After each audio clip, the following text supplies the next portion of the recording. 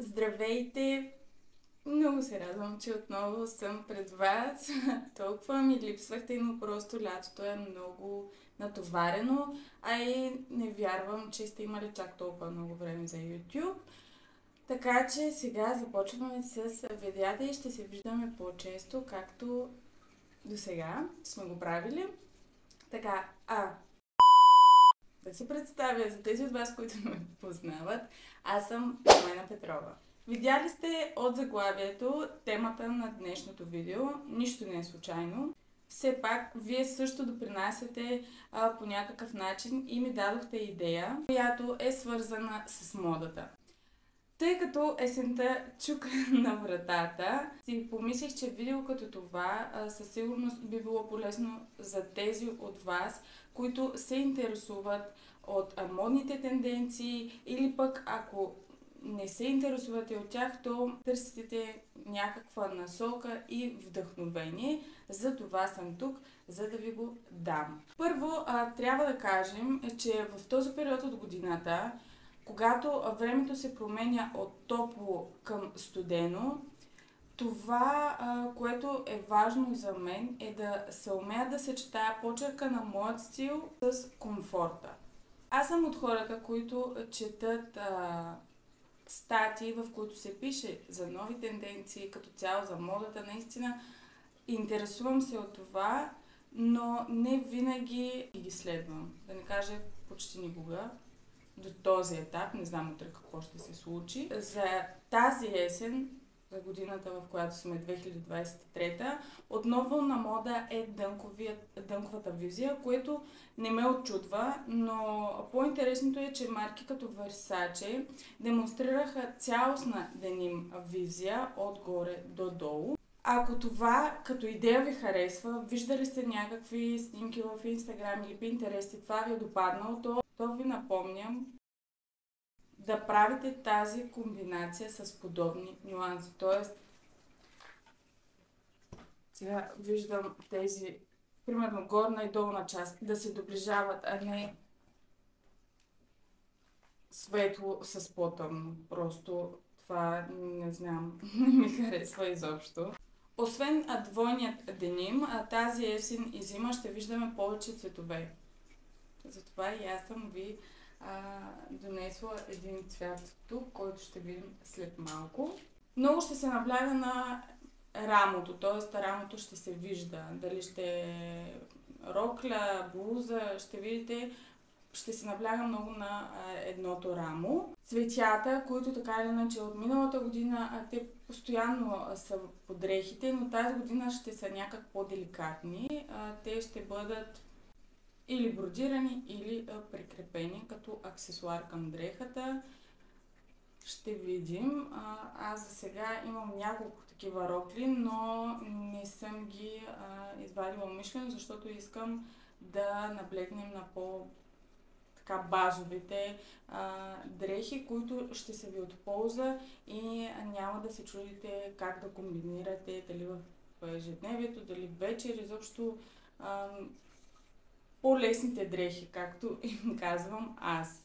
Основните цветове тази година ще са червеното, зеленото, неутралните цветове, които са ми толкова любими, бяло, черно, бежево, просто уникални цветове. Но и за това ще си поговорим след малко. И не на последно място, оранжево-кафевият цвят. Имам такава чанта, която за сега просто съм оставила на една страна, тя ми е подарък, но е в тази гама. Може да я видите. Не знам дали ще се умея да я нося изобщо, затова 2 месеца си стои по този начин. Все едно чака да бъде подарена, защото ми е подарък, но аз не мога да си подарявам нещата. Не знам какво ще се случва с нея. Ще видим. Не искам пък и да я оставям така на една страна и да се изтъпи на празно. Или ще се умея да я съчетая по някакъв начин, или някой друг ще се здобие с нея, ще видим. Тъй като все още не съм извадила по-топлите дрехи, т.е. тези, които са за зимата, аз така си ги обозначавам тях. Даже след 2 часа ще ходим на плаж. Така че, какво да ви кажа, при мен все още е лято, макар и нали, вечер да е по-хладничко, все още си е лято и изобщо не съм сменила гардероба, всичко си е така както е. Винаги имам, разбира се, няколко по-топли дрежки, затова и тези са тук, защото никога не знам кога ще ми потребват и затова не съм ги прибирала при зимните. Каква ми е идеята на това видео? Ако не може да съчетавате цветовете през есенният, сега говорим за есенният период, няма да прибягваме и да споменаваме зимата все още, то някак ми се иска да ви вдъхновя да не прибягвате само към бялото и черното, т.е. да добавите още един неутрален цвят, който също, без да се притеснявате, ще си отива с абсолютно всичко и дори да сложите някакъв, да прибавите някакъв цвят към него, той няма да изглежда смешно по никакъв начин. Затова ми се иска да добавите още един неутрален цвят. Ако все още не сте го направили, искам да ми пишете долу в коментарите какви цветове обичате да носите през есенният период. Ще се радвам да ми споделите. Да добавите още един цвят. Аз добавих този преди 2 години, мисля, ако не се лъжа, или миналата почнах основно да добавям този цвят, или по-миналата година. Сега не искам да го карам по спомени, но горе-долу 2 години се ориентирам към бежевия, също неутрален цвят. И имам някаква мания вече, каквото видя в тази гама, просто полудявам и наистина, ако ми харесва самата кройка на дрехата или аксесуара, обувката, без значение, го искам. Ще се радвам, ако промените нещо тази година в гардероба си. Просто започнете от някъде. Така че в моят гардероб винаги ще има изчистени дънки, изчистени без нищо по тях, които ще си отиват с абсолютно всичко. И ще мога да ги съчетавам както за по-официален повод. Споменавам ви това, че може да ги съчетавате по различни поводи, защото не е нужно всеки път да си купуваме нещо ново за някакъв повод, макар че аз това не знам кога ще го променя. Винаги, когато трябва да ходя някъде, искам, нали, той е официален повод, аз искам да съм с нещо ново. Да не е нещо, което вече съм слагала или нещо, с което съм се снимала, което е тотална грешка и работим върху това, разбира се, но ако поводът позволява да сте с дънки, то класическите изчистени дънки, по-тъмните цветове, те си отиват с, примерно, тези дънки, вие сте виждали да ги съчетавам с ето тази риза и с обувка на топ. Просто изглежда страхотно, а пък ако се добави вече и сако, сега да вземем това. Макар че това не си отива, аз го слагам с едно друго сако, но дори да сложим... Сега ще покажа какво. Между другото, аз винаги ето така си гледам дрехите, дали ще ми харесва как ще стои и след това ги налагам някакси този начин го правя. Налагам едното върху другото. И след това добавям и дънките. И така, това е просто, според мен, най-удобната визия. И ако добавиш аксесуари, обици, чанта и обувки, всичко се променя. Сега те оставям така или пък не. Общо взето не вярвам да нямате такива дънки в гардероба си, така че не се притеснявайте. Дънките трудно се хабят. Аз имам дънки, които съм си взимала преди, не знам, повече от 4 години и все още са ми като нови, защото съм ви казвала и друг път. Аз много си пазя дрехите и нямам притеснения, ако примерно, сега не знам, това трябва да е най-старото тук. Най-старото. Но си ги пазя много, само ако са ми малки, не ми стават или нещо, дрехта се наранила чак толкова, че да не мога да я нося, не изглежда добре, чак тогава прибягвам към това да се отърва от нея. но аз наистина много спазя дрехите. Много. Без значение от цената на дрехата и така. Казвала съм ви го и друг път. Черни дънки. Черните дънки, те ми напомнят за есеният и зимен период, като пропускам да ви кажа, че тези клинове, които станаха много актуални напоследък, те са много удобни за този период от годината, защото мога да ги съчетавам с блуза, която е по тялото, както е тази в момента, и с по-широка, с кецове, дори с тези. Просто ще стои уникално и супер свободно, изобщо не мисля, аз винаги ги слагам. Това така или иначе исках да ви го споделя, дали в Инстаграм или тук, не съм сигурна, но си го мислих тези дни. Тези клинове наистина са много подходящи за този период от годината и никога не мисля с какво да ги сложа нагоре, просто когато трябва да бързам за супермаркет или някой ми се обадил за нещо, трябва да отида някъде. Тези са ми любимите клинове, просто когато не искам да слагам дънки, много са ми удобни. Та черните те, да, няма как да нямате изчистени черни дънки, ако ви харесват черните дънки, как ви стоят, но черните дънки са просто голямо спасение и те винаги изглеждат уникално на нас, според мен. Бежовият клин, той, да, беше ми от H&M. Уникален. Просто е уникален този клин. Само да вмъкна нещо. Ако ви е харесала някоя дреха, обувка или така нататък и се чудите на коя марка е, кой номер е и така нататък, за всичко, всяка една информация, от която имате нужда, ще ви отговоря или под коментар, или в Инстаграм пишете. Няма никакъв проблем. Никакъв проблем. Преминаваме към рокля. Ако носите рокли, то аз този период от годината залагам основно, казвам основно, защото имам и по-шарени така рокли на белите или по-скоро на изчистените цветове, които нямат нищо по тях.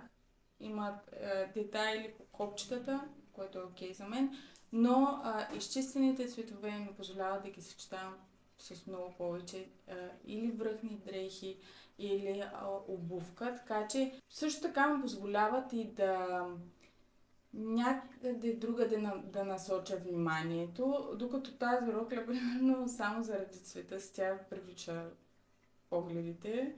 Усетило го, когато я сложих за първи път. Наистина, е уникално.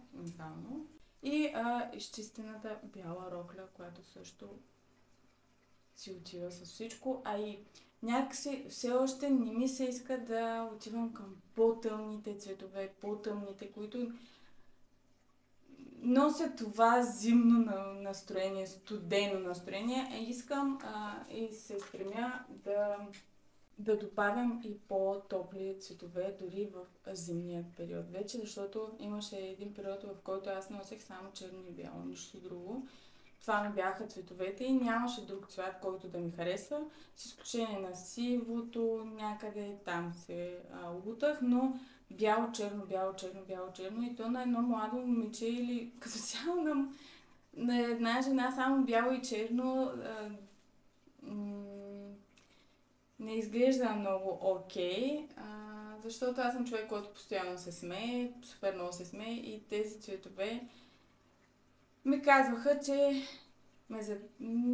някакси ме затварят, не знам, не ми отиват толкова много постоянно да ги нося. Естествено, черното си ми отива, той класически цвят, който аз обичам, но е добре да добавяме и по-топли цветове. Тази рокля от Бершка също показах последно в Инстаграм. Тя е по-плътна материя и отново е изчистен един цвят и си отива с всичко. Дали ще е с тези кечове пак, с тези, просто по различен начин може да се носи самата рокля. Бавно се дойде. Сега ще ни спре видеото. Как ти да е? Потника. Ще си поръчаме още цветове, знаете. Няма как да стане. Този потник, може би, ще бъде носен през цялата година. Просто през цялата година. Защото аз си напомних, че имам дрехи, зимни, блузи, такова плетиво, което изисква да имаш нещо отдолу. В противен случай ще ти се вижда сутиена. Ако носиш или каквото носиш и не носиш, то ще се вижда. Затова аз имам винаги или бодита, които нося, или този потник, който също просто много обичам. И няма как да го махна от гардероба си просто. Той си стои там. Риза. Не знам дали носите ризи. Добре е да имате поне една в гардероба си. Аз тази, която ви показах малко по-рано, тази не я нося без нищо долу. Аз се нося като връх на дреха направо. Когато ми е по-хладничко, си я намятам отгоре и е много удобна. Единственият проблем на тази риза е, че много се мачка. Дори да я складя, тя се мачка, но ми е любима. Не е мръднала нито цвят, нито нищо, просто кройката й е такава, че като нощничка. Супер яка е. След това имам тази риза, която също винаги стои в гардероба ми и като цяло ризите не ги слагам където и да е. Но тази риза е точно за този период от годината. Вечер мога да си я нося на официални поводи, но не и лятото. Лятото няма как да ме видите с нея. И тази, която също си бях взела последно. Благодаря. Която си бях взела последно и тя е за по-официални поводи. Обожавам я, обичам много тази риза. Макар че трябва много да се внимава с нея, просто я обожавам. Естествено, изчистен панталон, накъде без него, той също си влиза в употреба и е добре да имате един изчистен панталон. Последно преминаваме към саката, т.е. към връхните дрехи.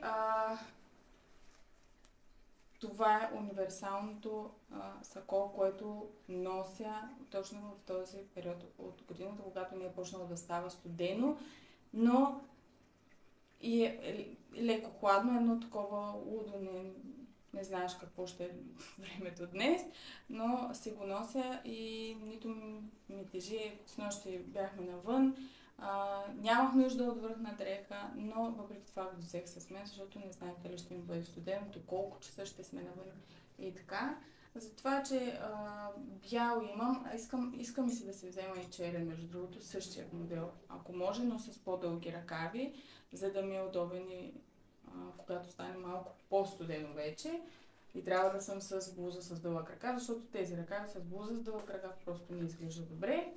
Това, което все още не съм носила, само на снимки съм го слагала, но ще го намятам отгоре, когато ще го нося. Ето така се го представям аз. Просто уникално е, но не и така. Видях се веднъж, сега ще ме видите и вие. Макар че сте издрих, няма как да разберете, но не знам дали така би го носила, но да си го наметна, да, със сигурност. Аз обичам дрехите, връхните ми дрехи да са ето по този начин. Много ми харесва, много ми е удобно и пак ми е топличко. Вече тук имам едно от Pull&Bear, което бях вземала от България. Уникално яки, просто е перфектно. И палтата, които вече тези са тръгнали, насочили се към тях, става много студено, но общо взето тези ще са връхните дрехи, които ще съчетавам когато имам нужда от тях. Ям само много горещо. И така, надявам се това видео да ви е харесало. Ако е така, ще се радвам да се абонирате за канала ми, което е важно, защото по този начин той достига до повече хора и така нашето семейство ще се увеличава, което е страхотно. Също така да оставите вашия коментар, как съм се справила все пак От много време не сме си говорили по този начин и е нещо ново, да, свързано с дрехи. Вие сте свикнали да ме виждате, да ви показвам нови придобивки, но това няма нищо общо. Тук вече говорим по, раз, по различен начин на различна тема. Ще се радвам да ми споделите как съм се справила. И така, не бъдете много лоши. Ще се видим скоро. Целувам ви, обичайте и бъдете обичани.